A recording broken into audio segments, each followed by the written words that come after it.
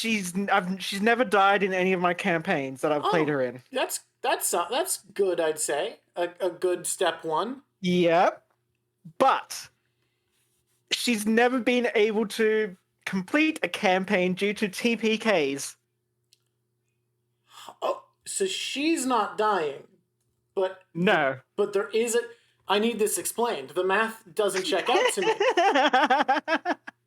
That Drawk Show. Hello and welcome to the Drawk Show. Do you mind introducing yourself? Yep. Well, I am. I go by Argol228 or Magical Nate 228 on Twitch. Alrighty. And so, Argol, Magical Nate, what should I refer to you as if names come up during the conversation? What would you prefer? It might since I have a character that's also called Argol. Since that's where I got my online name from. It might be better to go Nate, so that way that doesn't get confusing. Okay, sounds good. So what's the character that we're gonna... Actually, you know what? Self-promotion. Hey, I found Nate on the Drawk Show Discord, which if you want free art of your character, you can hop on, go to the Pitch Your Character chat, and if I like the sound of your character, I'll bring you on to get free art. Now on to interview portion. What is the character I'm going to be drawing today? That would be Malena. Malena. Go ahead. Oh, no, just repeating the name, making sure I get it, making sure I got the pronunciation. Yep. So yeah, she is a powerful princess possessed. I guess you could say possessed. Yeah, it feels accurate to what's going on with Malena. So this character is a Magus, right? It kind of depends on the system. Oh, okay. So you've played this character in a few different systems. Yeah, she's kind of my mascot character. Okay. Like, I'm also a GM, so I've had her show up in quite a few of my campaigns as like a guest character. Okay. What systems have you played her in? So the very first was 4th edition. 4th edition, the much spoken of, and yet I don't think ever talked to someone with first-hand experience in it before. I played that for about a year before moving on to Pathfinder. And that was, of course, 1E. I've played a version of her in Shadowrun, 4th edition, I think it was back then. God, I really want to play Shadowrun. I've listened to a few actual plays. Seems like a lot of fun. It can be, but you have to have a good GM. I've heard that it's one of those games where a lot of the rules it can bog things down so much that you really do rely on GM interpretation all the time. Yeah. There is one rule in Shadowrun that is kind of a favorite of mine. You might have heard it because it is kind of infamous. Okay. The chunky salsa rule. I have not heard of that. Please do explain. Okay, so the way explosives work in that game is they actually have like a bounce calculation. So a grenade goes off, and if there are walls, you actually count like how many times the shockwaves would bounce between those walls. Oh my god, that's so many rules. Yep. So the rule basically is if PCs get caught in like an elevated shaft or something like that with a grenade, they're dead. Chunky salsa. Okay, I understand the name now. I was a little confused. Oh my god, that sounds like so much to work out. Okay, yeah. So in Pathfinder, this character is a Magus, but she's an Eldritch Scion in 1E. In 2E, yeah, just a I Okay. still use Eldritch Scion. I found a third party. Do you mind if I just do a small alteration to the dress from what I'm seeing in the reference, just for color Sure. balance? Yeah. Okay, so let's talk a bit about the character. So the backstory is obviously going to be slightly different, setting to setting, because it changes a lot. But as you first imagine them in 4th edition, what is this character to you? So, in 4th edition, well, the whole idea is basically in any edition really, it is she is a dragon blooded or half dragon, more or less half dragon, that That's too big. punches people with, well, actually kicks with fire and lightning. Okay. And it's half dragon blooded, as in like long distant ancestry, not as in like a 5e dragonborn or dragonkin. No, literally her father is an elder dragon. Oh, okay, interesting. Just does she still look mostly human in that interpretation? Yes. Okay, interesting. Like, part of her backstory is typically like she wants to uh she hasn't like figured out how to actually attain her dragon form. Okay. So that's usually one of the reasons why she's going out questing, so that way she can you know, get that.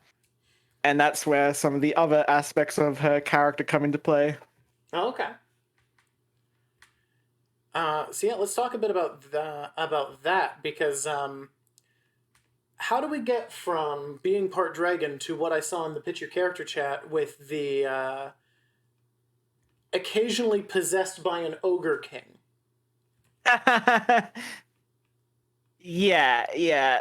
So, um in like I actually run my own setting, and Okay. in it I had like, in the ancient past, ogres were basically the native beings of this particular continent, and they were actually peaceful. Like, you had two types of ogres, like night ogres and day ogres. Night ogres were wise and mystical. Day ogres were the strong and warrior ones. Ooh. And part of that is there was the Ogre King. He was the last great ogre of the time.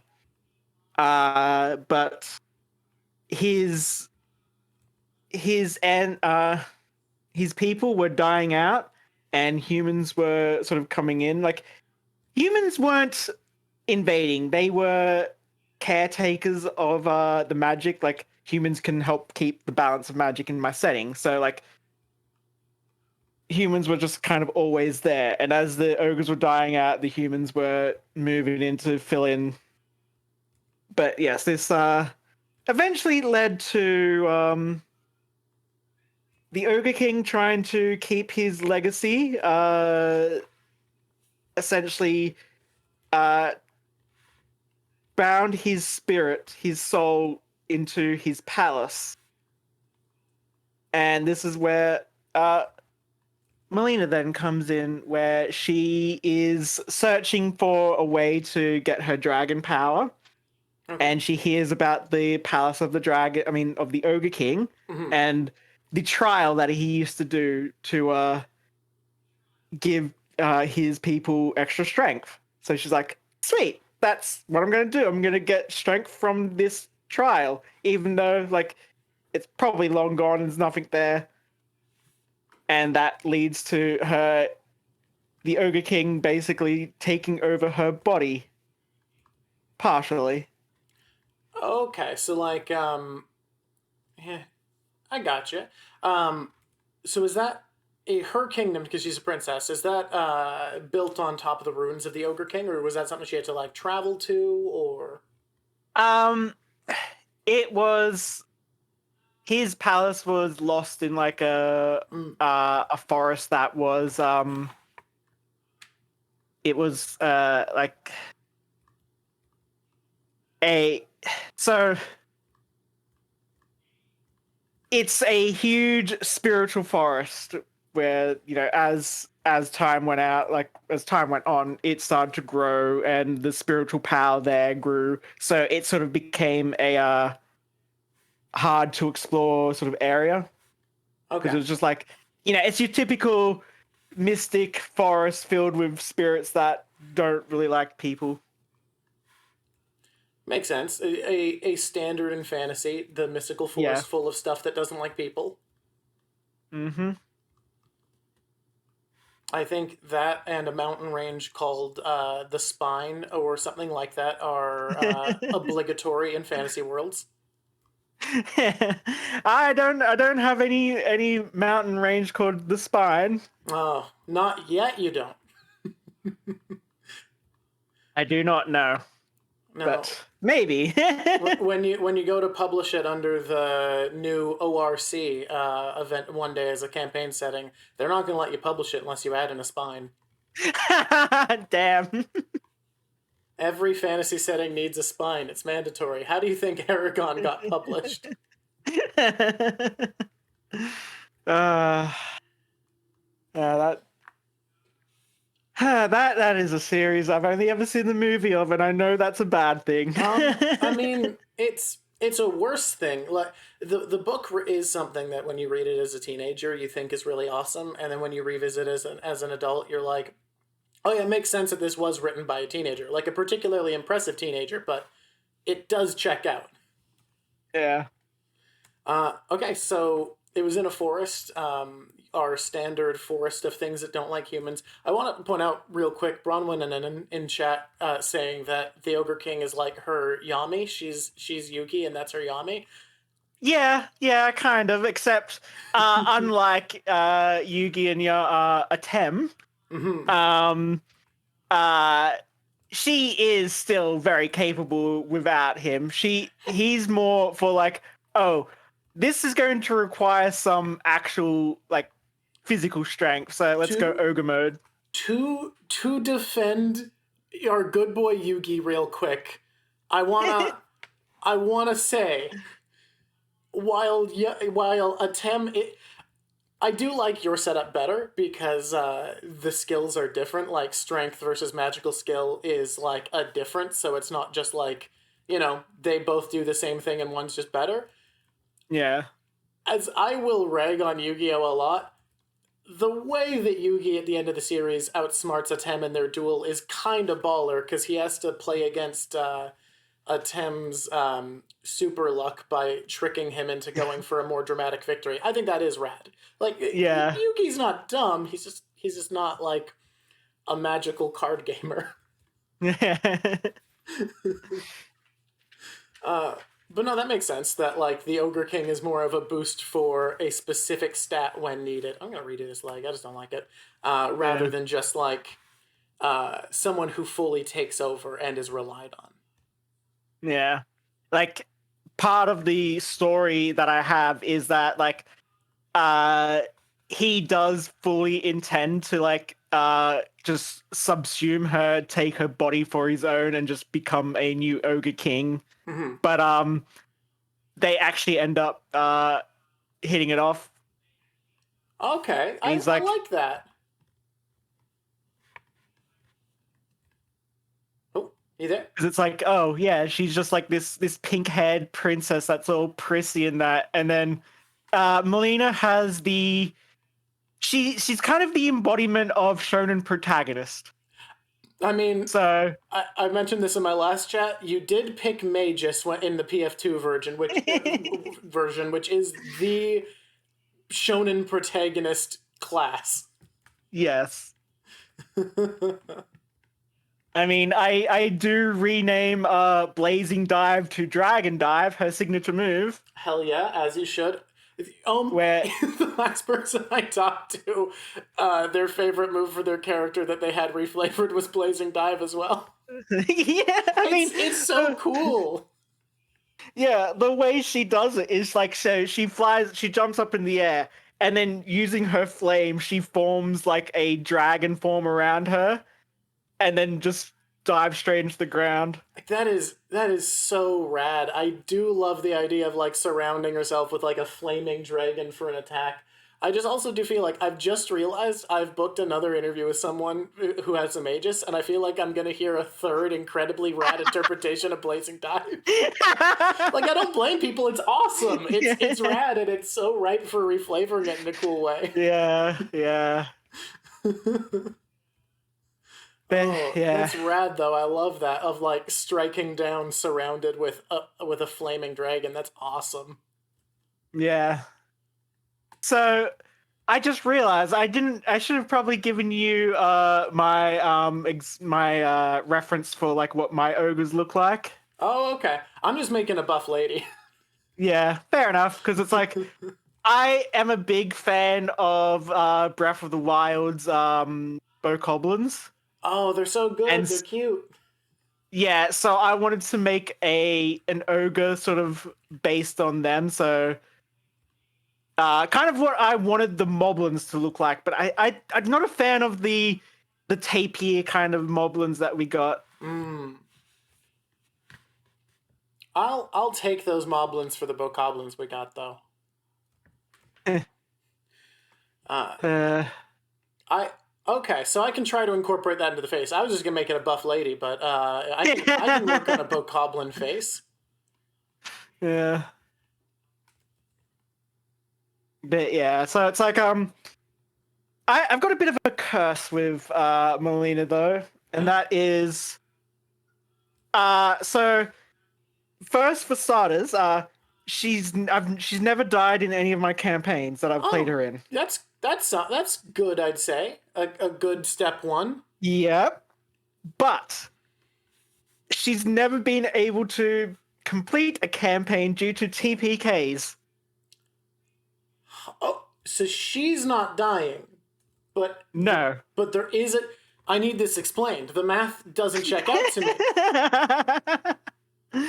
So, actually, it's not always TPKs, but like it's just every time I've only ever actually even the campaign I have played her in, but it's usually either I bring her in as Oh right, as like an NPC figure, yeah. well, like Age of Ashes, right?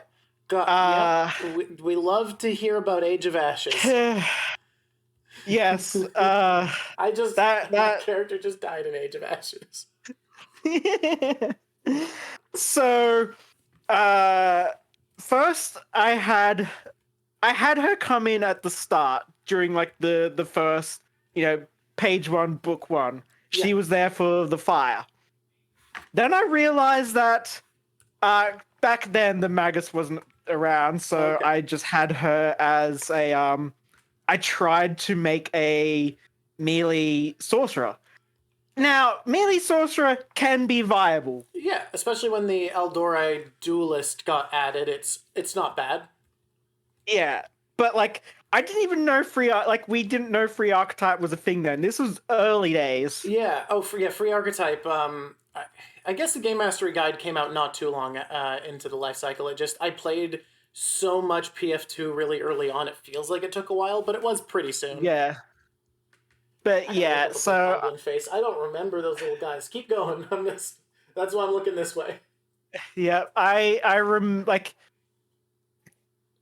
realized quickly that we had a cleric, we had a wizard, and we had a barbarian. And there was one thing I knew about barbarians is that they're not the tanks like they are in 5e. No, I mean 5e barbarians are insanely tough. Nothing is like that. Nothing in any other game without min-maxing is like a 5e barbarian. But yeah. Yeah.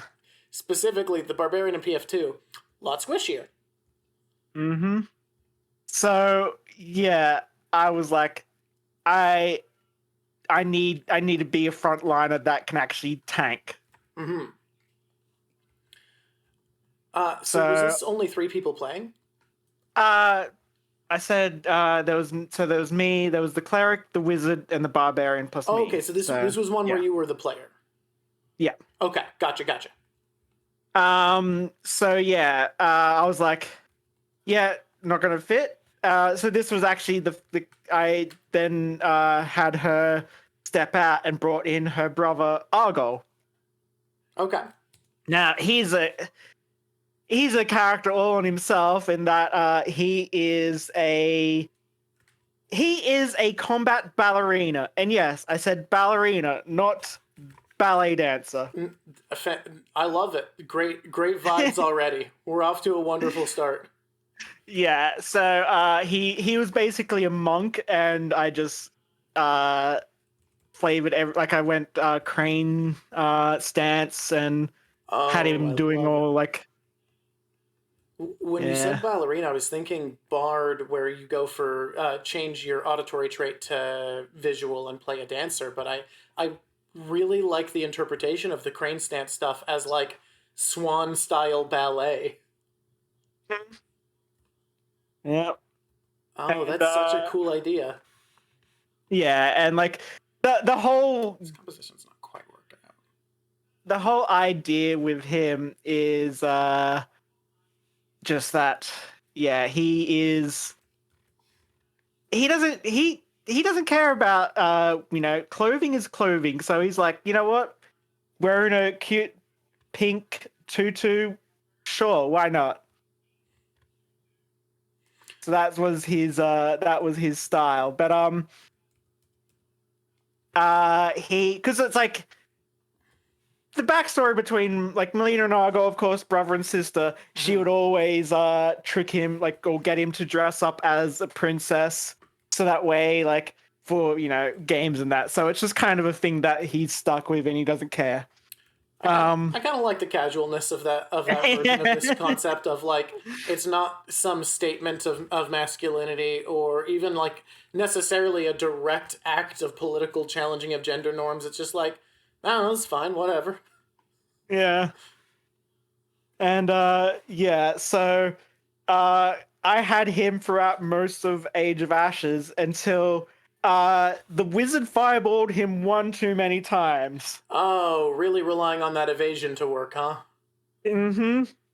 And both Argol and our cleric. I think it was our druid. His cleric had almost died, so he switched to a druid.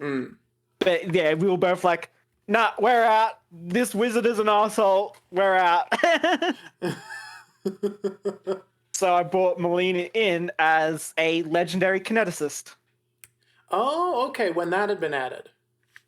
Yeah, so that was a third party. Oh, it was a third party one, okay. Yeah. I've been so hesitant to try. Granted, I'm hesitant to try third party all the time, but specifically in Pathfinder 2, I've been hesitant to try third party stuff just because I'm like, well, like, is it going to be balanced? Because one of the things I love is how balanced it is. But honestly, if there's any Pathfinder 2 experience that deserves to not care about balance, it's Age of Ashes. Yeah.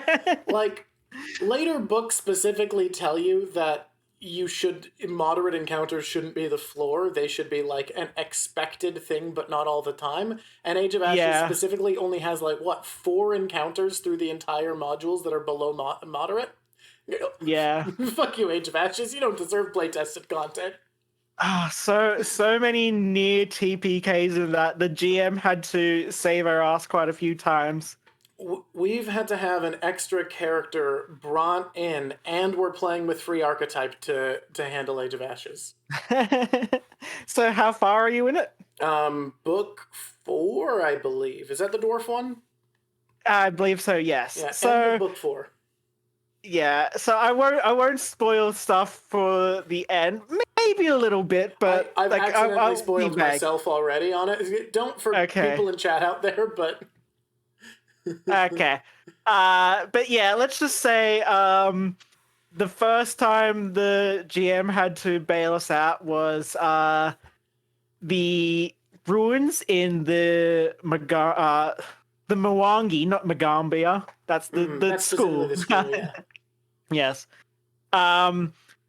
So yeah, where there was a clay golem, stone golem there. I remember that fucker. Yep. Yep. So We hid in a room. we had nothing except the wizard who happened to have a few frost vials on him. So that thing almost took us out, and the GM was like, "Yeah, the Ekajay elves, they got your message about finding some ruins," and we're like, "We didn't send a message. You sent a message." So we had the here to Ekajay help. Bailiffs. Yeah. That feels And like, then oh this. god, yeah, that feels like such a bad Go place ahead. to get a lose con, just because like, if your GM didn't do that, it's like, and they are successful in bringing back a dark god of destruction, and the world ends. Yeah. And then was in the quarry was the second near TPK. Oh Where, my god, yeah, holy fuck the quarry. Fuck the quarry. God, that quarry. Oh my god. I'm sorry, I've seen people complain like, I've been playing a lot of the new modules in Pathfinder 2, and why aren't there more big open space maps? And the quarry is why, because I cannot imagine reviews for that book not mentioning the quarry. Yeah, we got out of that one luckily because it made sense for what the GM did was so I think it was 2 party members were actually killed. Oh my god, yep. I mean, that makes sense for the quarry. But my character and one other, I think it was the barbarian. Oh no, the wizard ran away. No, yeah, the wizard didn't die. He fucked off the moment he realized we were in trouble, so he just teleported out. Because again, asshole wizard. Yep. Sounds like a dick. Yeah. So Argol and the goblin barbarian were actually captured to be taken as slaves. Makes sense for how Scarlet Triad operate. Yep, and I think that's when we then got the druid in. Okay. Because he was an Ekajay elf that had been following our party around. Not the best way to introduce a new party member. It's like, oh yeah, hi. I've been tailing you and spying on you. That's an interesting story to give someone coming in. I mean, it makes sense because it's like the Ekajay were like they didn't exactly trust us, so like they didn't trust us because asshole wizard. Yep. God, it's funny. We have just to deviate real quick. We have a character in ours who has the ability to teleport, but everyone else has switched characters so much, and Yeah. even there's been a player rotation early on. Like I wasn't originally part of the group, and like I said, we brought in a 5th person. So there's only one person who's been in since the beginning, and his player has been like, I kind of want to try out new characters, and we have the opposite situation where it's like, you aren't allowed. You're the only plot thread. If we're all about to die, use your 5th level dimension door, teleport out, leave us for dead, because the story only works with you. So he's talking about dying heroically, and we're like, you'd better not. Yeah. Oh man. But yeah. God, that's an interesting way for a GM to decide it makes sense for another player to come in. Is like, hey, just walk up and say you've been stalking the party. People love stalkers. Yeah. It took a while for us to actually trust him. Oh my goodness. But like it is hard to think this far zoomed out. But yeah, when I did bring Malena back into that campaign later, my favorite moment in that entire campaign happened in the last book. Okay. And just to avoid spoilers and be as vague as possible, she managed to make a certain NPC cry. A particular, if you if you mess up the conversation with him, it's a fight with probably the deadliest enemy in the book or in the game so far. Oh my god. So now I know. Be careful in the final book. Cry in a good way or cry in a you get attacked way. So it's you're trying to convince him that what he is doing is wrong. Oh, okay. And with how I've spoiled myself, I think I know what you are referring to. Yeah. And he is adamant that he is doing everything right. It's actually one of the things I love about Age of Ashes, where they show that alignment doesn't mean much. Because alignment can shift. Yeah, at the end of book 2, there's another scene that I love how they go into that. Not to spoil anything, but people who've played Age of Ashes know what I'm talking about. Yeah. Oh, God. I want to make this as much about you as possible, but I just think the situation I'm in Age of Ashes, I think you'd appreciate because you've played it and understand how ruthless a module it is. I have had actual nightmares like twice now about the situation we left our Age of Ashes game off in. Because where we stopped it is we are slinking our way up a stairway. I'm standing in front of Embermead. One of her golems is behind her, and the other one is heading down the other way to try to flank us in the spiral staircase. Ouch. That is where I am going back to. Yeah. What a module. Yeah. So many near deaths. I am glad that I've heard from everybody that ever since Abomination Vaults, they've had the difficulty at a more reasonable level where it's still harder than 5e's modules, which are, in my opinion, a bit easy. But not Age of Ashes hard. Because I really think, like, something that hard shouldn't have been released until there was a lot more options and people understood the game a lot better. Yeah. Like, that should have been, like, a year 6 module. Yeah. Yeah. To actually to actually explain as best I can how she made this particular NPC cry, right? Yeah. So she said one simple sentence. What would your mother think? So you got like a nat 20 on a great persuasion or on a great diplomacy? Nope. The GM was like, that's the one weakness you just brought up. He's not going to argue that. Oh my god, that's so good. And now I need to resist using that myself. If we survive to get there. Yeah. That's amazing. I love it. I love when modules give you an option to have diplomatic means be how you get out of a fight, though. Like, yeah. And actually reward you for it.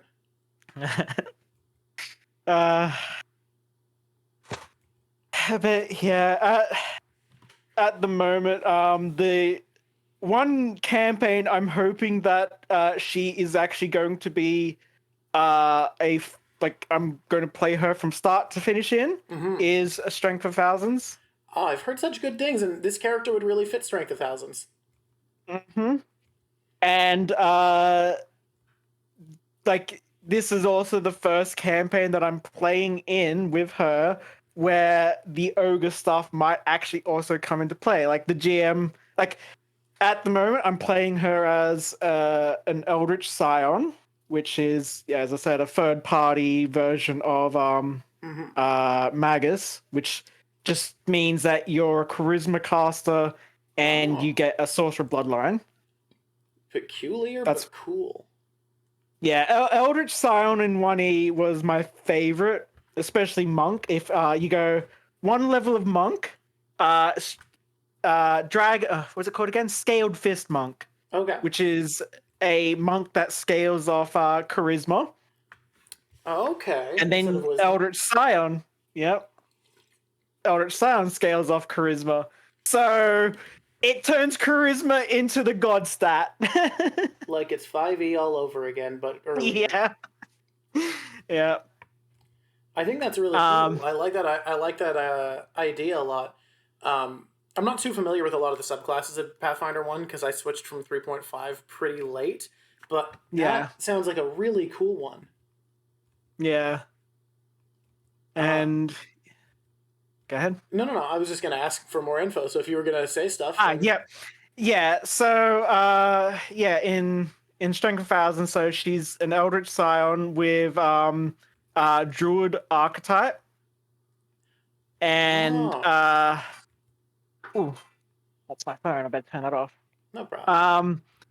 I went Druid specifically, so that way I could pick up what is it again? Shapeshift.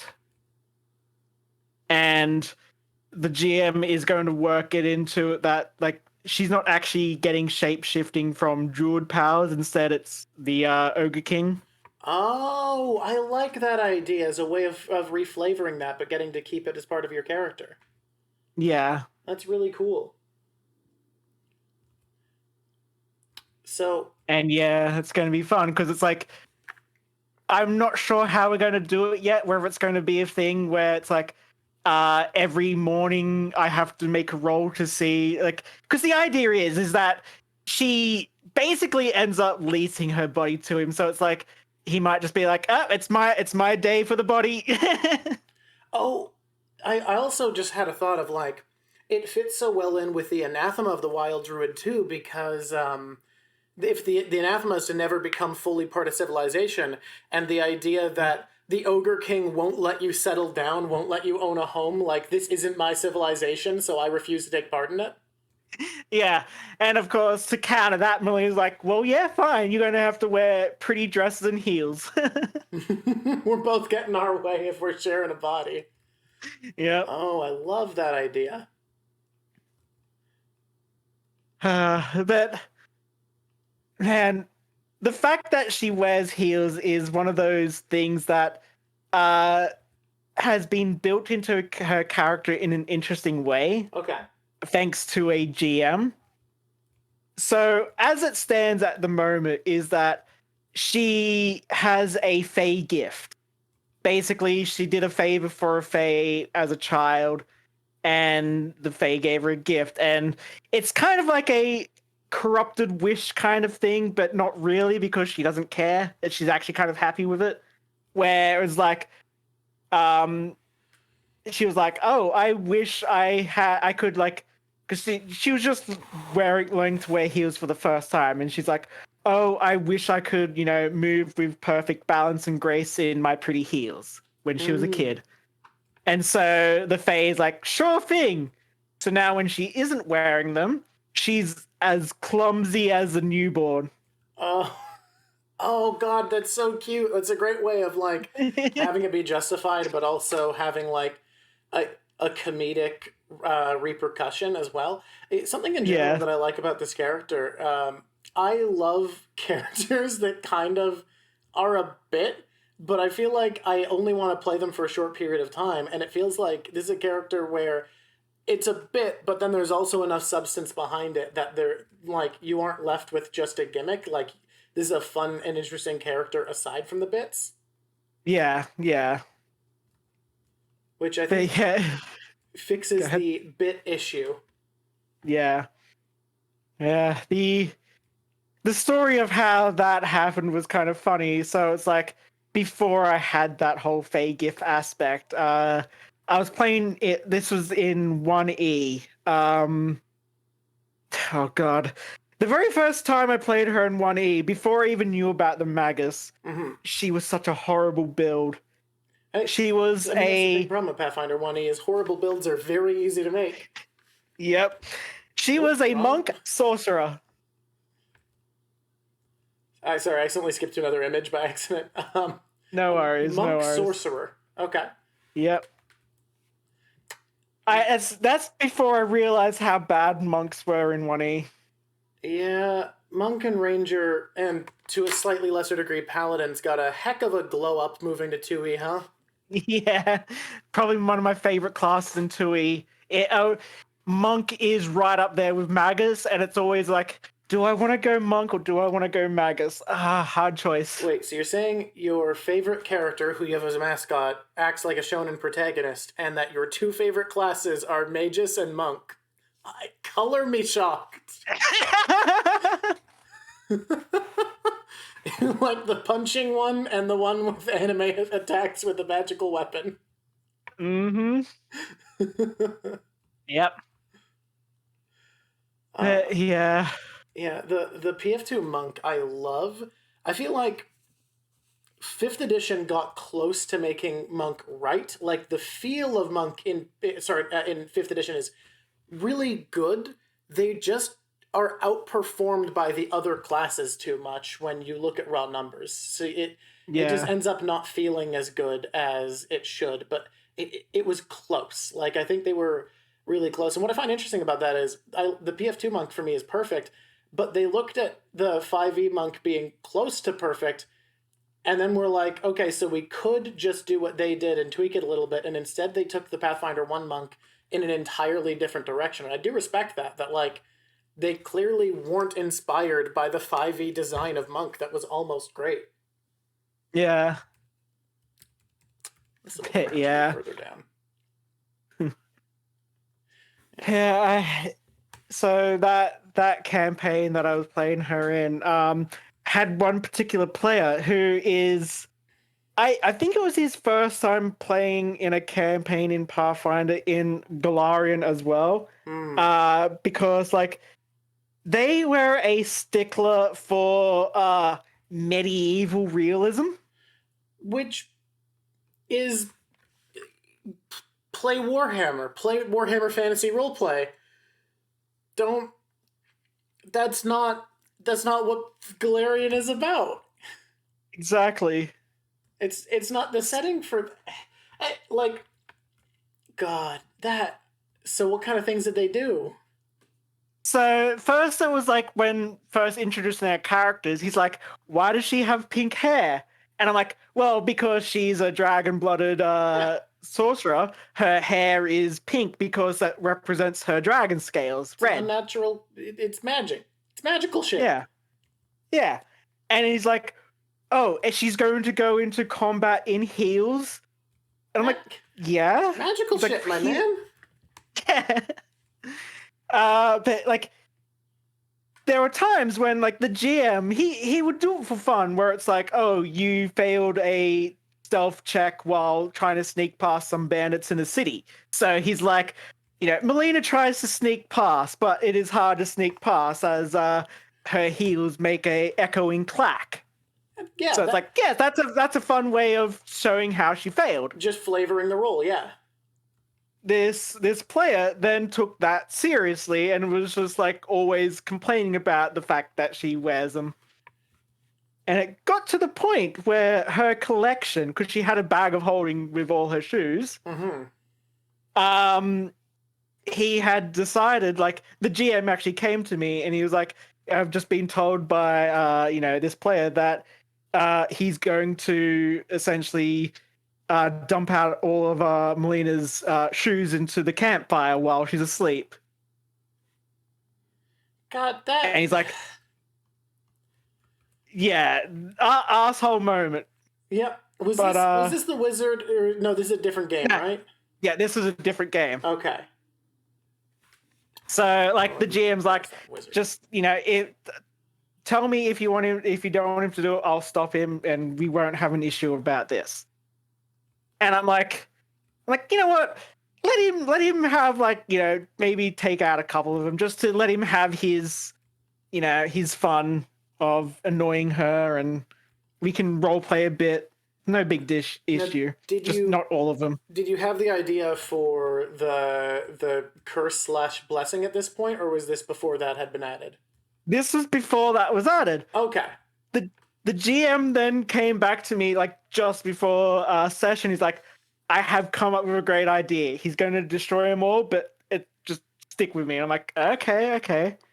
So part of the story was we were supposed to be meeting, like we had just rescued like a VIP. This was like almost 10 years ago. So it's like, I think it was like a child or something like that. and we were supposed to be meeting with this child's parents and to get our reward and whatnot. And it turns out that he was actually some sort of Fey changeling, and his parents were actually like some pretty powerful Fey. Okay. And that's where he, like, you know, Malena is having an argument with this arsehole for, you know, burning all her shoes and that. And then the Fae get involved and they're like, oh, what, you have a problem with her dressing the way she does? Well, fine then, we can fix that. And that's how she basically got the curse and, well, the gift. Oh. And I've sort of then I've changed that, yeah. I love that as a solution from your GM. That's really fun to have a way of like. Okay. I don't understand wanting to come into a game like Pathfinder with that mindset. It's just so frustrating to not just let someone want to play their character. Yeah. Like, but it's go ahead. No, you go. I was going to say, like, the thing that annoys me with that is also people that, like, it's like, oh, you know, she likes to drink coffee. Oh, you know, coffee probably wouldn't have been invented back then. What do you mean back then? This is not Earth. Yeah. I mean, coffee is explicitly a purchasable resource, and they've actually worked out the trade routes and where it's grown near the Mwangi and where it's exported. Like, I mean, they hadn't at that point, and not every player is going to know that, but, like, this is a fantasy world. It has fantasy globalism. Layla McCroft in chat saying, don't mess with the shoes, and then a little crying face. Yeah, the shoes did nothing wrong. It's not the shoes' fault. Stop. Yeah. Oh, God. I don't understand people like that who just won't let someone... Like I said, there are games that are more about that vibe. Like, Warhammer Fantasy Roleplay is... a game where there minute penalties for stuff is really common. So if you were to give someone a penalty for trying to act in high heels, totally, and it's a world where corrupting chaos gods can cause people to look weird, where you might be like, a pink-haired girl, we must be suspicious. Heroic fantasy games aren't about that vibe. That's just not the genre. Yep. I truly can't understand not wanting to just let someone play their character the way they want to. Yeah. At least you got the last laugh with your blessing/curse. Yeah. And, like, I don't have any, like, I didn't have any animosity towards the guy. Like, yeah. I'm pretty easygoing. Fair enough. Probably the better way to go about it, as far as the mindset goes. Yeah. Just still frustrates me when people won't let someone just have fun with their character. Yeah. Like, I don't know. Yeah. Go ahead. If we were going for realism, I think it'd be a boring and less diverse game. Yeah. Because people, if we're going for realism, I don't know why people would be using things like 3.5's double-sided sword. That doesn't make any sense. But I think it's a more fun game if some people are using the dumb double-sided sword that doesn't make sense. Yeah, I used to be one of those people with the scythe, where I was like, the scythe is a stupid weapon. Why would you use the scythe? That's not how... It doesn't work as a weapon. And then so Malena has a girlfriend, and I was like, I played her as a Magus because I wanted to test out the Magus at this point. Like, this was just first release. And normally she's a bard, but I was like, you know what? I'm going to make her an inexorable iron Magus with, because this was Extinction Curse. Okay. So I went with the Staff Acrobat. So the idea is that she would use her scythe as her staff. Mm-hmm. So, because it says, like, as long as it's a two-handed, like, polearm, weapon, you can use it. Yeah. and I was just like, man, the scythe is so cool. The Just- aesthetic is there. It is. Yeah. That's what's so funny is literally my interview last week with someone who was an inexorable Iron Magus with a scythe. Yeah. It's an aesthetic. It's a vibe. Oh man, I'm playing with someone who's playing an inexorable Iron Magus in Age of Ashes, where their vibe for the staff they want to be very knightly, so they have a halberd, Yeah. which I love the idea that it just needs to be a two-handed pole arms that you can have all sorts of cool things as your staff. That's so much more fun than you have to be like Gandalf with a walking stick. Yeah. Like, I believe staff acrobat is meant to be more like, the bow staff, the classic monk staff. Mm-hmm. But yeah, it's like, as long as it's staff-like, so yeah. Mm-hmm. Oh, that's rad though. So, But yeah. what's your thought for her in the Strength of Thousands? Is she from the Mwangi? Is she a student coming here from somewhere else? So she traveled all the way from it's the River Kingdom, Stolen Lands, whatever, the Kingmaker The Kingmaker Zone. territory. Yeah. River Kingdoms, I think, is the whole name for the quote-unquote country, and then I think the specific area that Kingmaker takes place in is the Stolen Lands. Yeah. So, yeah, the idea is that her father, he's an elder red dragon. Okay. He was basically he's the one that settled that land because, like, I love dragons. I hate alignment, so I'm like, I hate that red dragons are always seen as evil, and like I even like the GM was like, as if you can find a source that says like in universe that red dragons can be good or even have their alignment changed, I'll allow it. Well. So, yep, I pointed out a few things, and he's like, okay, yep, he's a good red dragon.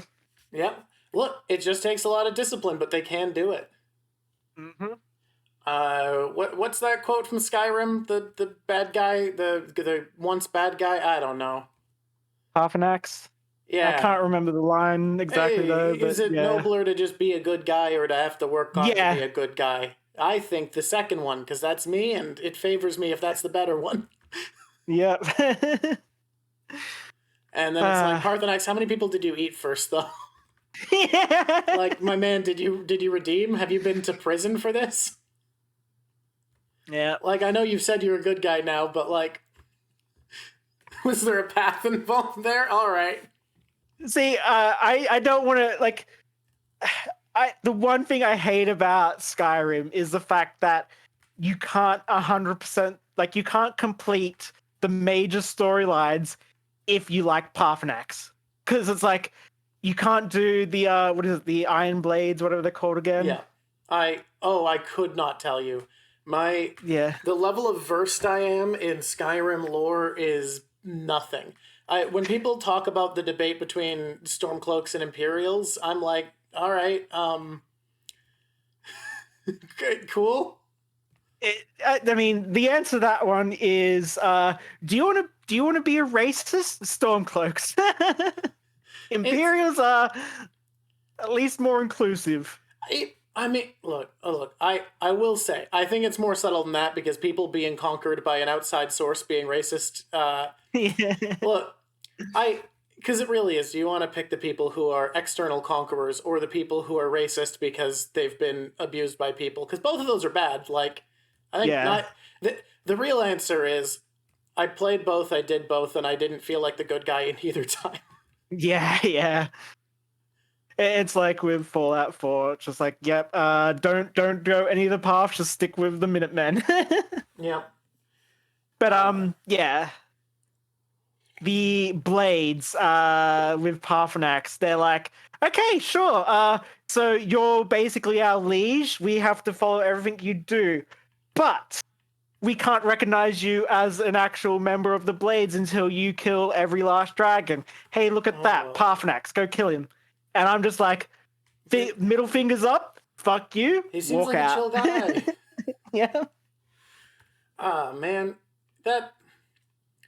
I'm gonna be honest, I don't love the Bethesda Elder Scrolls and games that much in general. Like, I find them very fun, but it's one of those things where I don't actually dislike them. I just feel like I dislike them just for how beloved they are by other people. Like, I dislike them in comparison.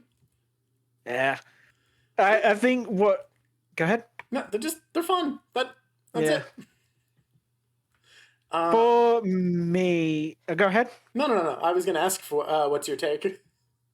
Yeah, okay. So, yeah, that's always the problem with speaking over Discord. There is that delay. Yeah. But, so, this hair curve. What I love about Elder Scrolls and Fallout is the lore.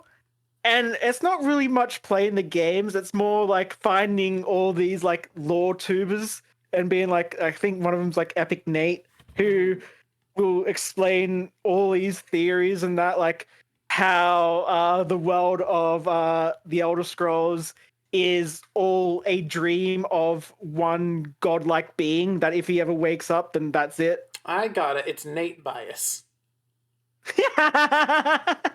Sure. No, I actually do agree. Like, I haven't gotten into the lore tubers for Skyrim, but any Elder Scrolls stuff, but Fallout I have before. I've fallen down that rabbit hole, and I love it. And Skyrim, my favorite parts playing the game were like reading tidbits of lore in a book and then discovering something connected to it later. Like, that shit's so fun. Yeah, that's what like Skyrim does so well, is that it's not just like fantasy world with like, here is something very generic that you've read in a book that is like this big epic quest line. It's actually like people taking notes, and if you want to figure out all these lore stories, you have to like actually do the legwork and be like, oh, okay, I can cross-reference this with this to see how this like actual, part of history went. It's why I actually think Skyrim is made a lot weaker for its map system being so specific and where it tells you to go, because like the most fun you can have in Skyrim is the exploration portion and discovering things and being left to your own devices. So I think like as much as modern day video game maps are rad, I think if they had called that a casual mode or like, basically I don't have a lot of time mode or whatever, and had the default be to have no helpful minimap, I think people actually would have enjoyed the game more overall because of how fun exploration is. Yeah.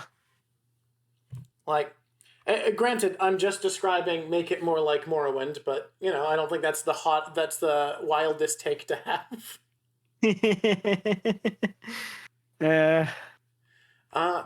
All right, so she came all the way from the River Kingdoms in the Mwangi interpretation. Yeah. Can I talk a bit about? I'm so curious at what the interpretation is in Shadowrun. So there is a whole story about how this works. So let's get into it. We got time. Yep. So in Shadowrun, there is an option that you can pick a character gen. I believe they're called Drakes. And Drakes are specifically like half human, half dragon. Okay. They cost a lot of build points to take.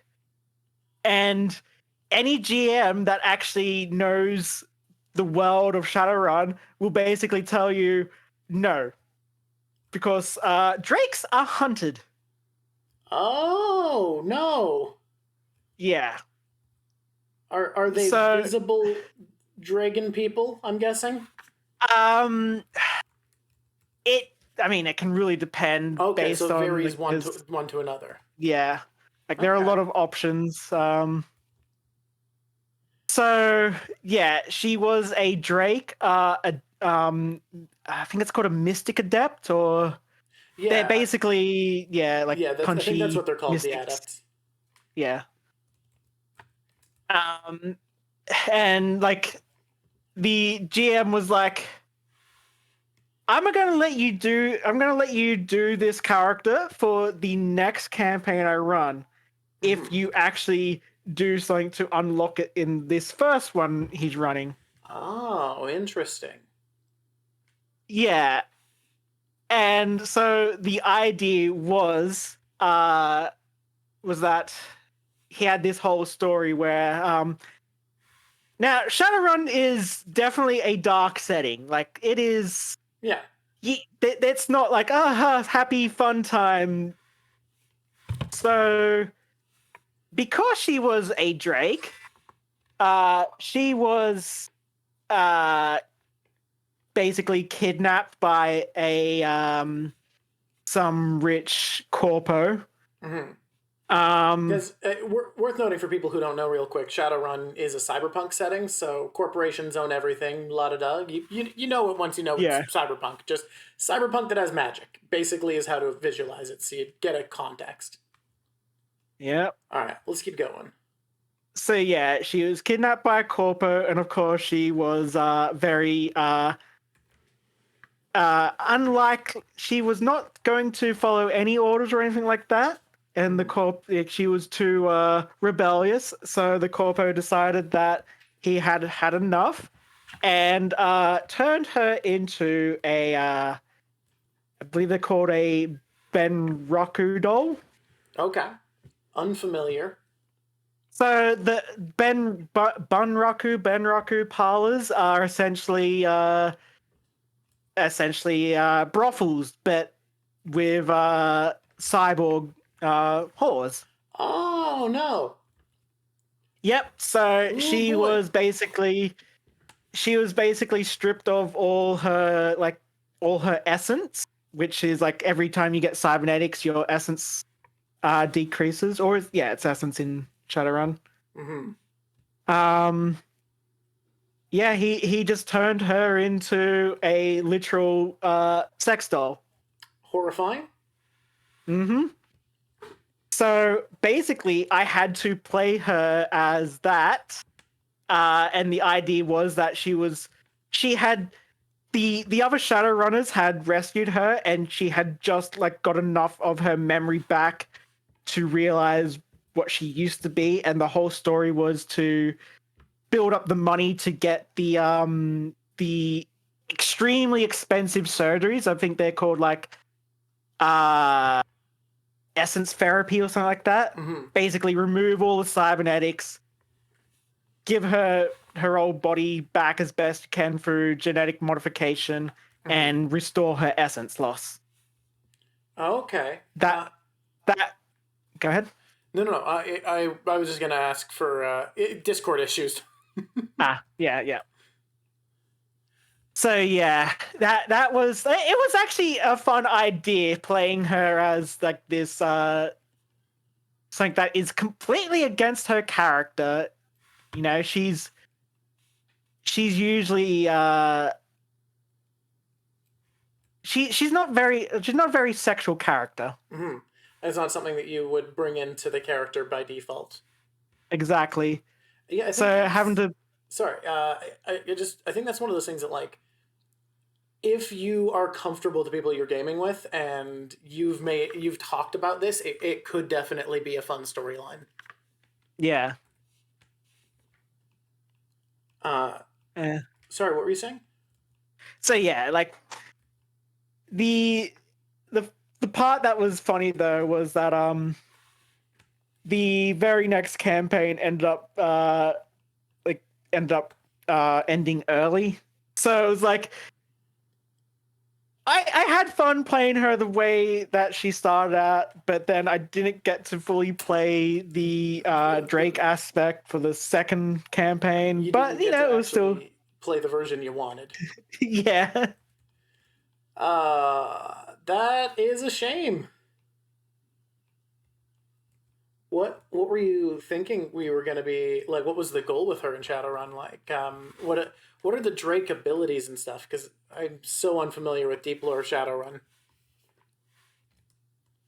I think it's, from what I remember, it's like generally some magic boosts, and I believe had some like obviously draconic powers.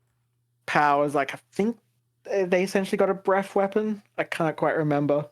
That's cool though. So like the magic boost, to my understanding, adepts, their magic powers aren't super powerful. So the magic boost would bring you more to being like a mix of magical and martial. Yeah, Okay, I like that idea as a way of playing that sort of character in Shadowrun because it seems to really not want you to be competent at magic if you do other stuff. yeah. So being able to like have a character that does both of those in that system seems really fun. Just didn't forget about the mask. It's just too detailed to do with how small my current screen is zoomed out. So I'm waiting until the end of this to add it in. Fair. Okay. What have we? Is there anything we haven't touched on with the character? Or do you want to talk about your experiences as GM a bit? Okay, yeah. So I've been GMing for about 10 years, give or take. Oh, probably more give. And like I've run everything. Oh, not everything, but I've run It's too much for anyone to run everything. yeah. I've run Pathfinder 1, I've run 5th edition, I've run Shadowrun, Savage World Adventure Edition, Okay. Pokemon Tabletop United or Unite. Is there like I've heard people mention this? Is this a fan made thing, or is there a real Yeah, Pokemon it's tabletop? fan-made. Okay. Nah. Dang. It'd be wild if there was. I'd kind of love that. Yeah, I absolutely adore Pokemon. It is like even with when like I will be the first to be like, Game Freak, stop, do better.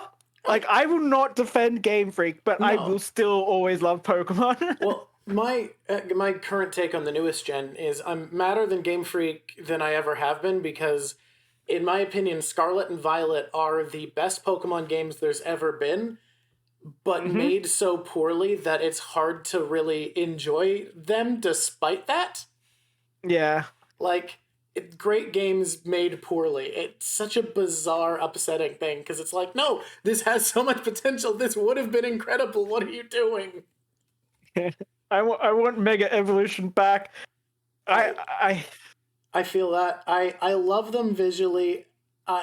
From the competitive standpoint, I understand why terrestrializing is probably the best gimmick we've had. But like, aesthetically, it's dumb hats instead of awesome new forms. Yeah.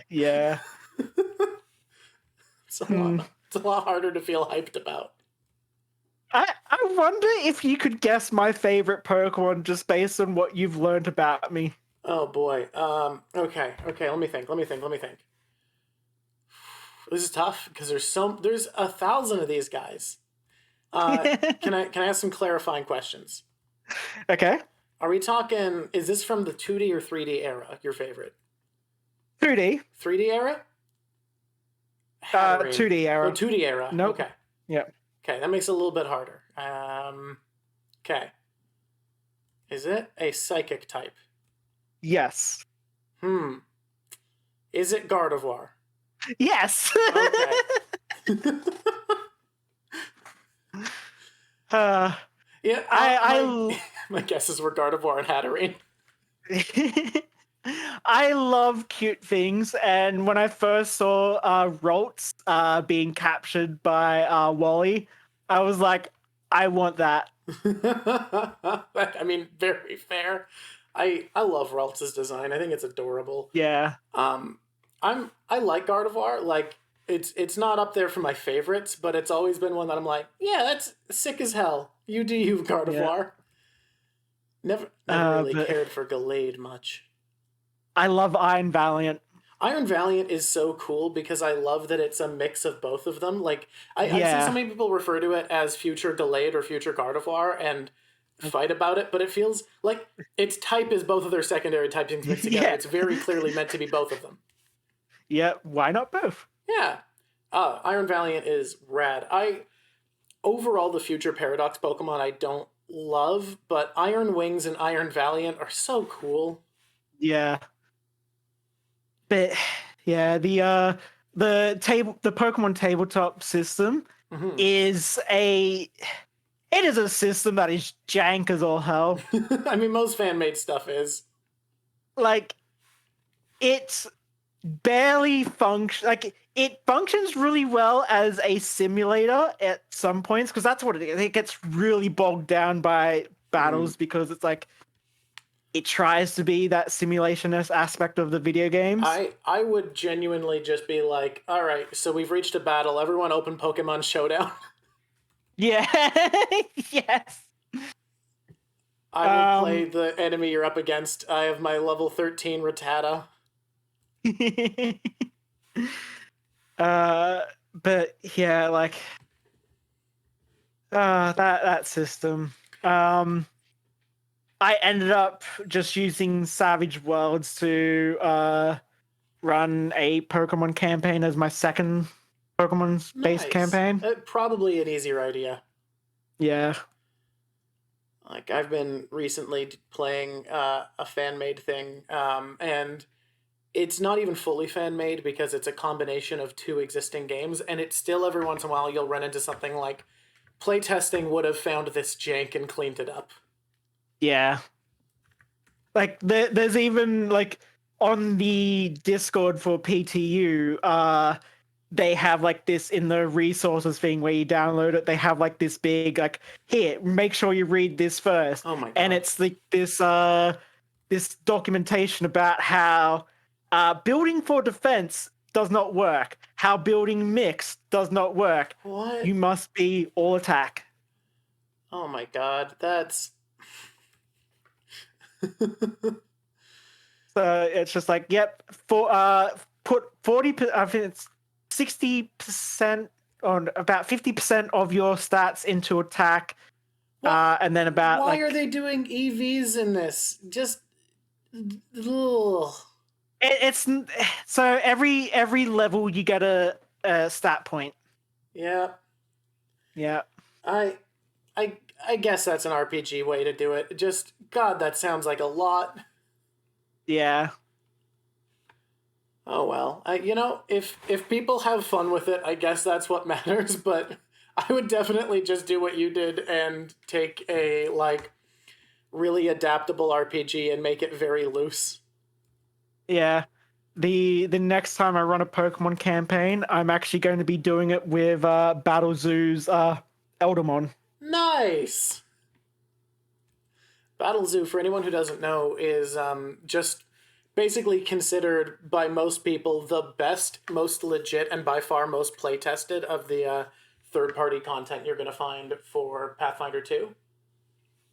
Because it was designed by the guy that designed Pathfinder 2. Yeah, look, it adds a lot of legitimacy to it.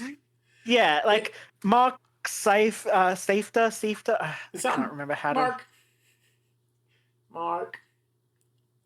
Seift. But yeah, he actually has like is it a doctorate? He got a degree in like actual like mathematics or whatever it was. It basically is mostly the stuff that he wants to include that the rest of the company is like, that doesn't really fit, or that he thinks doesn't fit the lore, or like, it's things that there's a reason he can't include but likes, is what Battle Zoo ends up being. Yeah. One quick thing I just realized. So her ogre skin would be green. Green. Okay, I can do it. So we're going a little bit Shrek ogre. Yeah. We're going Schroger with it. Oh, where did that come from? It's gonna take a second to find a green that really matches the pink well. Yeah. Maybe if we go deeper. Ooh, that's close. That's close-ish. Maybe a bluey green. I'm feeling that. I'm feeling the bluey green. Eh. Maybe a really dry green. We're gonna play with greens here. Oh, dry yellow green, I think, is where we gotta go. A nice orky green. Yeah, that's actually pretty close to what I have. There we go. Yeah, I like the blue, but I think this dry yellow green works better. Are there any other changes you see before I start heading into the render on this one? Stop making the leg red. Come on. I mean, not really. No, like, because like, yeah, she's kind of like in her ogre form. Like, she does have kind of like goblin-y kind of ears, but I guess you're Goblin-y not really ears. going to see them. No, we can do a goblin-y ear for sure. I honestly don't love this hair shape that I have here, so I'd rather just change this a little bit to make it a little bit more appealing. I'm drawing on a smaller screen than usual, so it's a little bit harder to do the no zooming in right now. Yeah. So bear with the details being a little bit clunky at the moment. Hopefully my system's back to full capacity soon. But I have had some fun misadventures with Malena. Yeah. Oh, we were talking about your GMing experience and then got sidetracked by Pokemon. Yes. So, so I run my own setting. In fact, I'm running a campaign at the moment called Vault of Heaven. Okay. Which is basically, I was like, I like One Piece, but I don't want to do a pirate campaign. Oh, we're gonna get along apparently. When you mentioned Ballerina Monk earlier, I almost said like Mr. Two. Yes, like Mr. Two. But yeah, so like basically the spirit, like my world doesn't have any sort of normal typical like religion, like, you know, like Christianity, or I guess to use more part like fantasy religions, it doesn't have anything like the gods. Okay. Instead, it's more like I think it's Hinduism and like Shinto, where spirits are everywhere, and it's more of just a general sort of like respect for spirits. Okay. I like that. And so basically a bunch of elder spirits were there's this constant threat that just happens because it's the waste of magic. It's called miasma. And as like magic, when magic builds up, it can be corrupted and turn into this tainted mess that corrupts things, turning them into abominations. And the world is currently at a point where there is another surge of these abominations happening. So the elder spirits are like, hey, we've created a vault to store basically our knowledge of how to deal with this. So whoever finds it, you know, go ahead, go find it. Because the idea is they don't want to just give the knowledge, like this is very ancient, powerful knowledge. They just don't want to give it to anybody. They want it to be people that they've like seen trying to find it. It's sort of more like a test. Okay. So it's essentially One Piece. Fame, the ability to save the world. We hid everything we have in one place. Yep. I like that idea, though. Yeah. I think that's a lot of fun, having a treasure hunt as the foundation of a campaign. Yeah, and it allows me... Hopefully it takes your players more than 20 years to get their first clue to where it is. Oh, well, it's been a bit of a cursed campaign at the moment. It started with 5 players. One player dropped out because he's he's kind of having a bit of a rut when it comes to RPGs, and he prefers sort of more social based stuff. Okay. So he kind of dropped out, and I'm like, yeah, have a hiatus. Come back when you're feeling like you're up for adventure again. Mm-hmm. Right now, just wants to focus on some intrigue plots. Yeah. Another player dropped out, mainly because the first player dropped out. They're really good friends. Gotcha. So then I was like, I'll bring in, one or two more. I'll aim for one. And I had a friend of mine ask me after I'd found another player, and I'm like, fine, I'll bring in another two. Oh yeah, I had to remove a player because he wasn't getting along with the other members of the party. Yeah, it's important to cut that off instead of just refusing to step in. Mm-hmm. I'm guessing other intervention wasn't an option or didn't work. Yeah, it was mainly like he had asked me, it's like, hey, so like what can I do to you've said like I've had these, or the players have these issues, so what can I do to fix them? And like that brief moment of me thinking of how to break it to him, he was like, okay, I gotcha. Yeah, no, don't worry. Oh, at least he stepped away. Yeah. Yeah, then another player. I now there is a possibility, like I'm not like, no animosity towards this guy. But like I had a brief conversation with him, like I was helping him make his character, and I should have done something at the start when I first saw this, but I thought, I'll ignore this. But I knew he wasn't going to mesh with us. Mm. So as he was building his character, I noticed that he had nothing above 14 in his attributes. Okay. Real low. What system is this? Ooh. PF2? Yep. Pathfinder 2nd edition that lets you guarantee at least an 18 in one stat if you... Yep. Oh. Yeah. Oh. I'm like... Because that was 5e, I'd be like, yeah, sure, But... Yeah. Oh. So nothing above a 14. And I'm like, it is highly recommended to have your core stat, your core attribute be 18. And the moment I said that, he had a rant about how, RPGs these days, tabletop RPGs these days are all made for the World of Warcraft crowd. It's all about the min-maxing. No, it's just that the build, like every game has different expectations. That's normal. It's normal that every game has different expectations for what's considered standard. Mm-hmm. Oh no. But I was like, you know what, that's as long as we don't get into edition wars, it's fine. Yeah.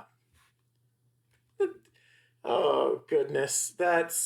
So did they struggle with the fact that their character wasn't doing much, or? Oh, I made like he reluctantly put his core stat up to 16.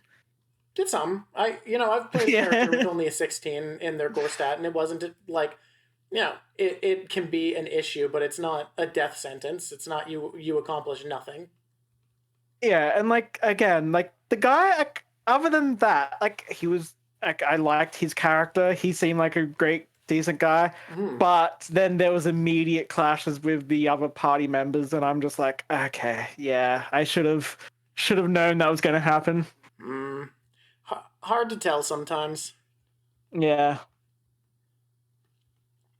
Well, hopefully one day it's off the ground.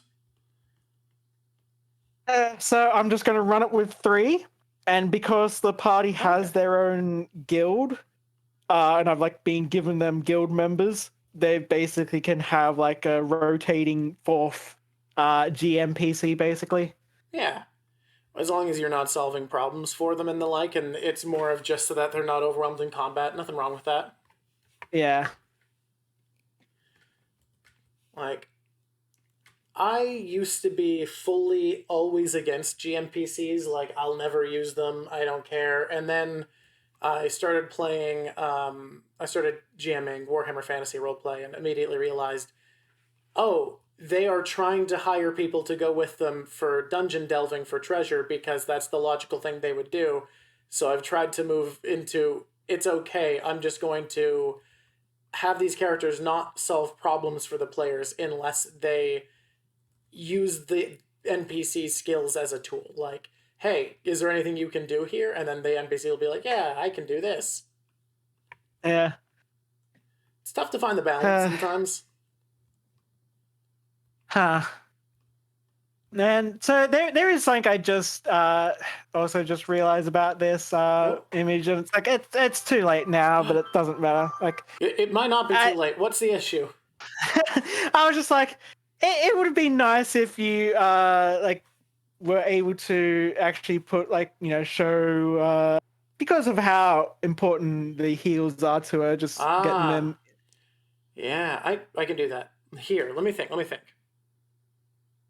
trying to think of the best way. I'm going to keep doing... do I even like this color for shading? I'm going to finish the shading on the dress first, and then I'm going to come up with a solution. Because the big issue is, originally I had them visible in both, like, perfectly, but the composition wasn't good, and I always like to suit composition first. Yeah. God, I wish I could do details better like this. But, no. Here's what I'm going to do, is I'm going to have... silhouette in the flame so that it's very clear that it's there, even if it's not like the design included. Because you're right, it is important to the character and it should be somehow represented. I mean, there has been a time where it's one of those joke things that I have done with her because of that. There was a good chunk of an adventure where she actually had a backup pair of heels that she wielded in her hands. Oh, I love that.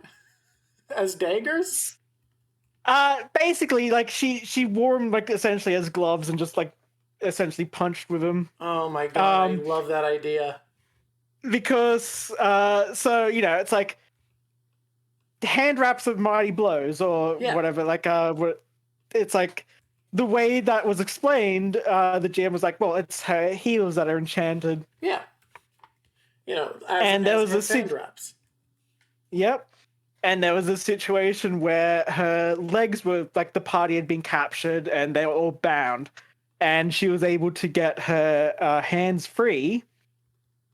And I think it was like a magical bind because like she couldn't actually undo the bind on her legs. So the next best thing she thought was like, well, since these are enchanted and that's how I fight, she just took them off her feet, put them in her hands, and was like doing like handstands, and she would occasionally jump to her feet, punch, go back to handstand. Oh my god, that's so silly and great. I love it. I love that. All right. Once I'm done with this darker tone, I'm gonna switch and get the heel silhouette in there so that we make sure it's visible. There. So what have been some of your favorite systems to GM? I mean, 2E is probably my favorite at the moment because it is so easy to GM. It really is just like so simple. Pathfinder 1 is probably among my most hated to run. Oh god, I feel that. I love PF1 in so many ways, but it's such a headache to actually manage. Yeah. Savage Worlds is just really good. I've heard so much about it lately. I really feel like I should take a look. It's like a more rules light and versatile system, right? Yeah. So it's like, I think as your previous guest said, it's like there is literally a comic that explains the core rules in 2 pages. That's so good. Such a simple and easy way to handle it. I love that. Man, oh god, I've such a bias towards rules heavy systems. Like all the ones Yeah. I've played a lot are very rules intensive. But the little bit I've played of things like Monster of the Week really do make me want to give rules light systems more of a chance. Yeah. There is a system I want to run called City in the Mist. Okay. It's I think it's based on Powered by the Apocalypse. But yeah, I kind of want to run a Kamen Rider game in that. Okay, that's interesting. I know so little about Kamen Rider other than it's absolutely huge in Japan. Yeah. Well, as one of my friends would say, Kamen Rider is you have Super Sentai, or like the Super Sentai is aimed at kids. Yeah. Kamen Rider is aimed at teenagers. Mm-hmm. So therefore, it's got that little bit of extra edge. A little bit of edge, a little bit of angst. Yeah. It depends on the season. Like one particular one, the season that almost killed my interest in Kamen Rider, and it was the first one I watched, was called Gaim. Okay. It was written by Gen Urobuchi. I do not know who that is. He is famous for Madoka. Oh, okay. How do you pronounce it? Madoka? I don't know. Yeah. Edgy magical girl. Yeah. So, yeah, Gen Urobuchi likes nihilism. Yeah, I mean, that seems to be the case, and not the like sick. That's how you empower yourself nihilism. More of the like sure does suck nihilism. Yep. So it didn't really fit the vibe of Kamen Rider and the Bug Heroes. Yeah, as I said, like I'm not really into that kind of stuff. So like, I was watching it because like I hang out with friends every night, and we watch like we do it in a rotation of like watching 3 episodes of an anime, and he was like, "Yeah, it's Kamen Rider. Kamen Rider's anime." Like, yeah, sure, it passes. And so yeah, I was like, man, I'm not enjoying Kamen Rider. And then we started watching the newest one at the time, which was Revice. Okay. And oh boy, Revice is like complete 180. It is so fun. Nice. So you got to get into it despite a rocky introduction. Yeah.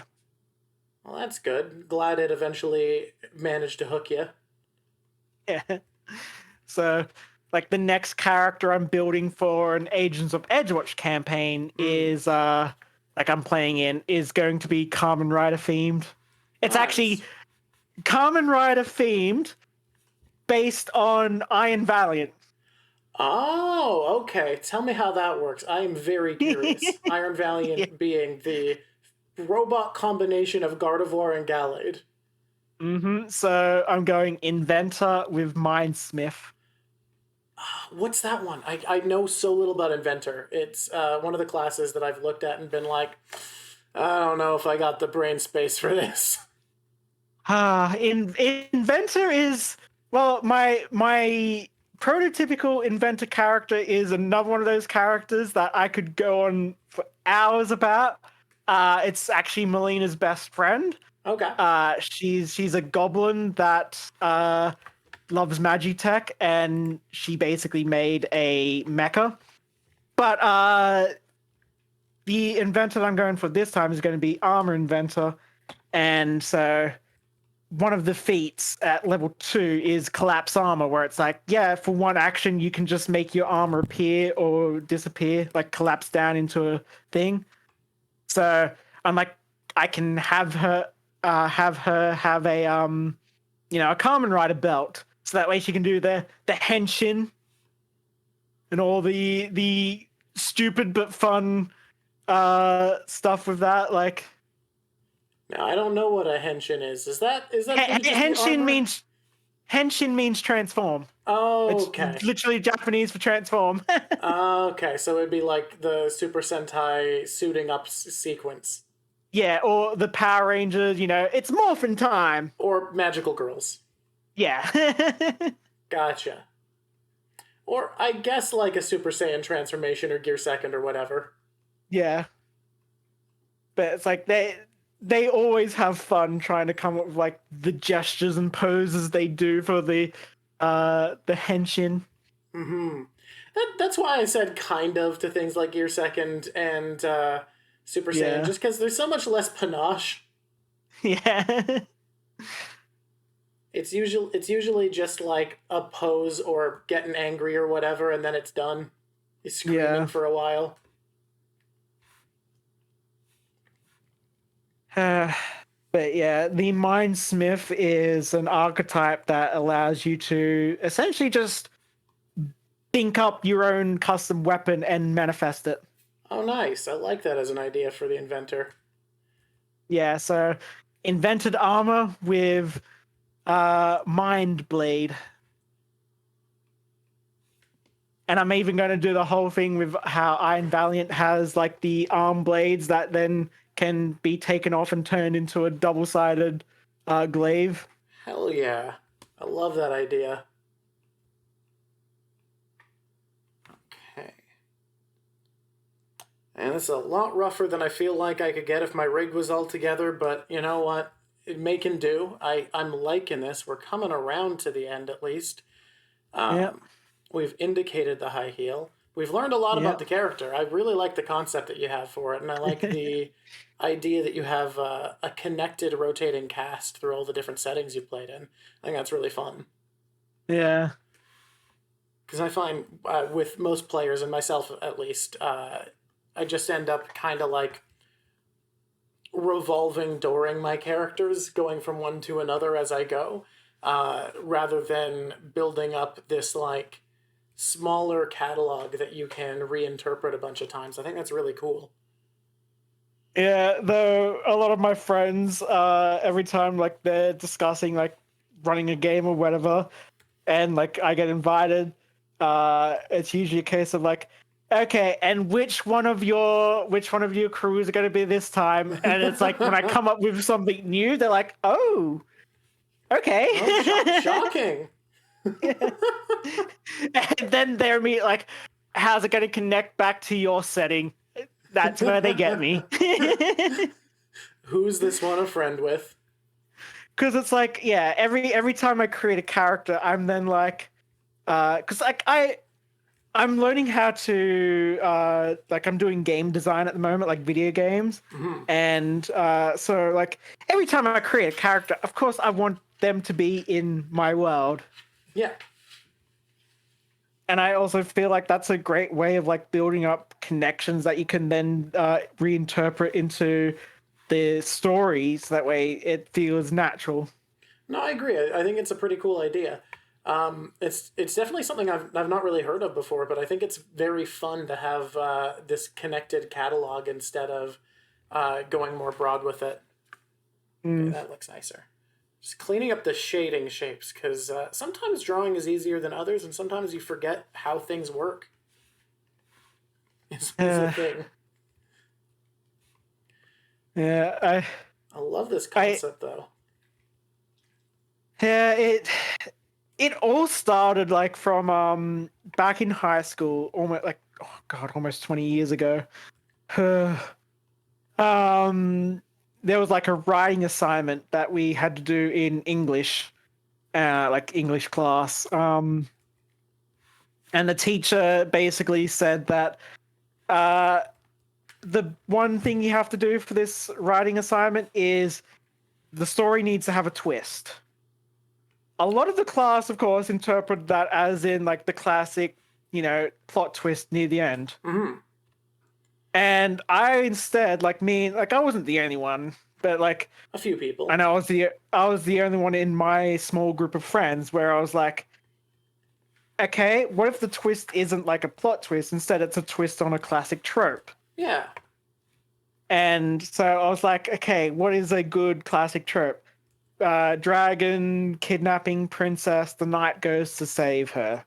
Like, what if the dragon was the princess? Oh, okay. So that was the idea that kicked it off, was Yeah. princess who is dragon instead of kidnapped by dragon. Interesting. I somehow had not even pieced together that connection yet. I was just like, yeah, dragons and princesses, those have no history together. Those aren't connected in any specific way. And more specifically, like her personality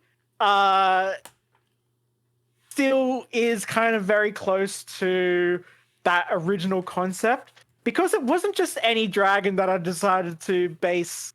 It was Peach and Bowser. So Malena is very Bowser-like. So she's part Peach, part Bowser. Yep. That is such a funny idea to come from. I love it. Like, Oh my before I went with the ogre idea, I originally had her with like a Bowser-like form. Mm-hmm. But then I was like, as great as this is, this is like one of those things that I hold up to scrutiny. People will be like, oh, this is clearly based on Bowser, this design. Mm-hmm. As much as I love his design, so I'm just like, yeah, nah, let's. And then I was like, maybe it's not her dragon form that has the big masculine look to it. And yeah, that's where the ogre came from. Oh, I like that. It's fun to see the story of how that developed over time.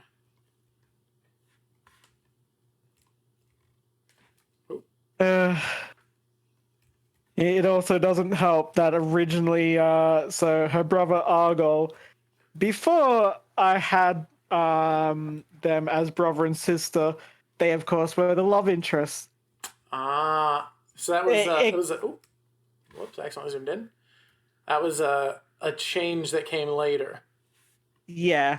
So like, because like this is something that like I kept on doing every time we had like a writing assignment. I would kind of just continue to build upon that's essentially where my world started.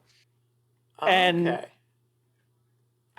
it was like the end of year assignment where we had watched the Star Wars original trilogy, and the teacher said that, oh, we have to take something from that trilogy and incorporate it into our like final assignment. Okay. And I was like, what if I go Luke and Leia? So I was gonna bring that up. That was the direct inspiration. Yeah. Of course, the modern interpretation of Argo and Malena, I got rid of the Luke and Leia twist because, like, as fun as it was back then when I was younger, I'm like, Very nah. understandable. Yeah. Because, when you're a kid, it's like, haha, he kissed his sister. Funny. And then you think about it a bit more and see the trending terms and understand it might have implications about you. Very, very valid switch there, in my opinion. That's super cool to hear about, though. I like the idea that because you've been sticking to the same characters, you have this growing real world story to how they've changed to go along with all of the different interpretations. Yeah. That's really cool. Okay, we're coming up on the end here. Is there anything else? Any other burning statements to make before we call it? Anything else that needs to be said?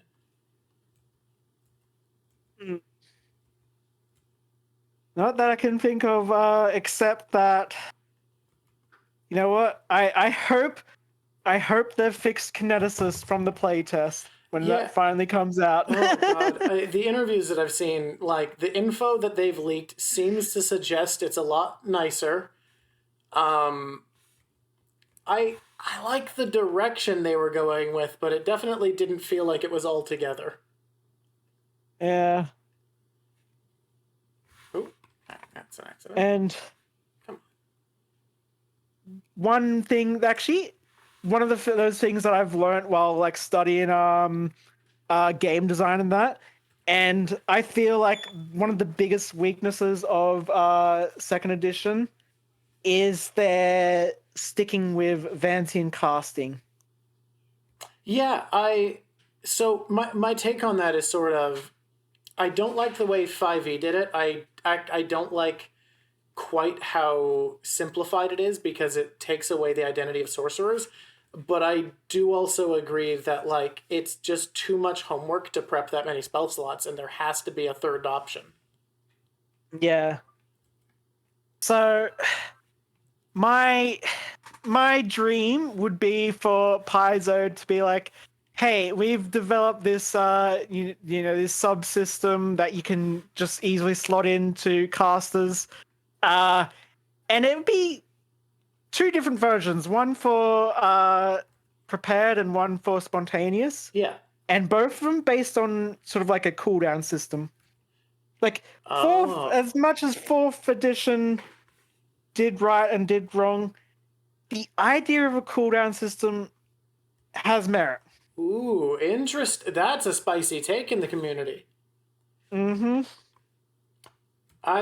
I'm not one to reject anything out of hand completely, so I would definitely just need to see that done well, like in a system that uses that idea to its best to really have a take. I think it definitely could work. It's hard. It's hard when you've been playing since 3.5 and with nothing but fancy and magic, and to be okay with the idea of someone coming in and saying, we're switching to cooldowns. Yeah. Like, the way I see it working, for prepared casters, I could almost see like it's almost like a spell allotment. They have like a certain number of spell points, and each sort of spell will take up a certain number of those points, sort of based on their level. Mm-hmm. And once they've cast the spell, obviously they've lost it. But then it only takes 10 minutes to re-prepare and get those back. Whereas then with sorcerers and spontaneous casters, it's more of a direct, you've cast this spell, it's going to be 4 rounds to get it back. Interesting. I feel like the biggest issue with switching to that system is Paizo in general has put a lot of work into de-strengthening out-of-combat spells to let skills be more useful. And I feel like they would have to do that even more if they switch to a cooldown system, just on account of out-of-combat spells, if they recharge, just being so much easier to just spend. Yeah. So the way Pokemon Tabletop does it is actually kind of an interesting way. So you have at-will move, like it's similar to 4E. You've got at-will moves, but then you have every other turn. And then you have scene moves, and then scene, it's scene times 2, and then scene 1. Are you telling me that the Pokemon company stole the idea for Gigaton Hammer from the fan-made tabletop RPG? That could possibly... I wouldn't be surprised. Wow. To think. That's very interesting though. Hmm. I definitely need to see how someone would tackle it to balance that system, because as is, it's hard to imagine out of combat spells feeling right, but I don't at all think it's impossible that it could work, you know? Yeah. I'd need convincing, but I'm open to the idea of a cooldown based system. Yeah, and it's like the reason why I say that, and like I know it's a harder thing to sort of correlate because like I'm thinking more in terms of video games, and it's like when you have a mana system in a video game, people usually just spam their biggest spells because as long as they got the mana, they're just going to do what's most powerful. Yeah. If you have like vanishing casting, which doesn't really work in an action game. No, because you are in combat so often compared to D&D that like it would just be really impossible to have the right amount of spell casting. Yeah, and it doesn't really like I don't think it works well in the Pathfinder CRPGs because it's like a lot of the times you end up just like, oh, okay, out of spells, let's go rest, and you're resting like 10 times a day. Yeah. Or it's not really 10 times a day, but yeah. No, you do make a good point there. Oh shoot. That's not supposed to be there. Whereas, yeah, cooldown allows you to be like really flexible with your spell casting and allows you to like combo them, and you're just kind of limited based on the durations of the cooldown. No, that makes sense to me. I like it. I'd need to see a system that does it well, because there's a lot of systems that I love the magic system in that I don't think could work with the way Pathfinder structure is. Like, I'm a huge fan of the magic system. By the way, if you want this character to be super supported and fun to make in an RPG, Mage would suit this character very well. As in World of Dark, World of Darkness. Look, there's problems with World of Darkness, but Mage is an amazing system and would definitely suit a character like this. I promise it's good. It's just edgy. No, see, I was actually in a World of Darkness. It was a new World of Darkness. It was Changeling the Lost campaign. Okay. And again, the GM allowed me to do this stupid joke. So Malena was a changeling. She was a mannequin changeling. Okay. Which is like inanimate objects. She basically taken the story of like, oh, how the Fae gave her the gift to wear heels and whatnot. The GM was like, yeah, no, the Fae just turned her into one of her own personal shoes. So she was a high heel golem. That's a wild take. Because yeah, it's like I saw, because when I was looking through, I was like looking at the ogre stuff and that, and like I actually went dual kif so I could take ogre, but when I saw mannequin, I was just like, what if the Fae turned her into a high heel? And the GM's like, that can happen. That's totally what like mannequin changelings are. They're inanimate objects. It's like, why not? Yeah. When you have a system or a setting where it's like a person can be turned into a gust of wind, or the embodiment of the sky. I guess why not turn into a shoe golem? I find that very funny. That's great. Very, not what I'd expect, but great. Because as a, like, there, I believe there is like, I think it's under the Ferris. There is the dragon changing. So I was gonna go dragon, ogre, like blood brute ogre, whatever they're called. But yeah, I'm not too familiar with the ins and outs of changeling, so I don't know the details there. The only one I've played extensively is mage. yeah. Funnily enough, every time I've played mage, I've had like a completely different character who is typically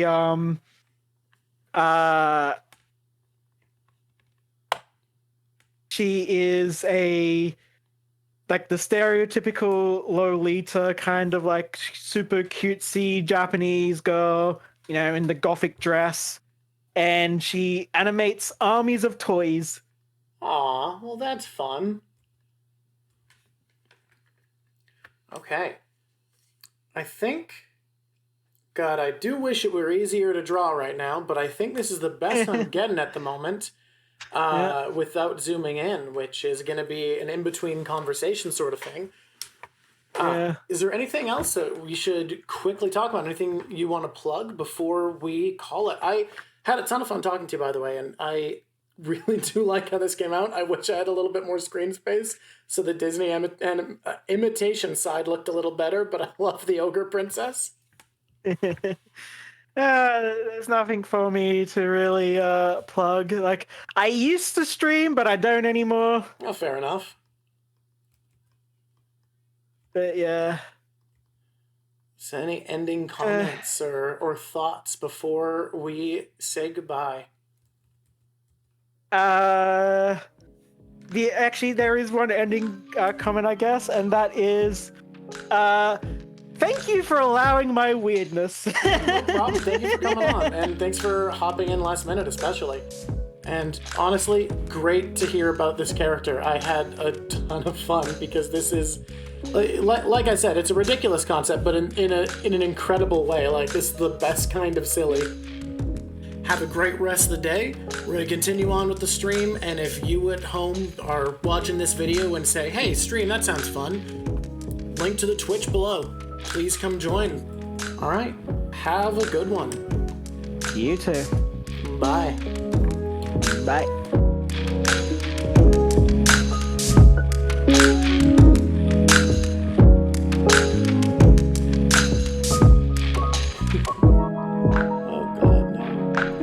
Oh, this looked so much less bad from a distance.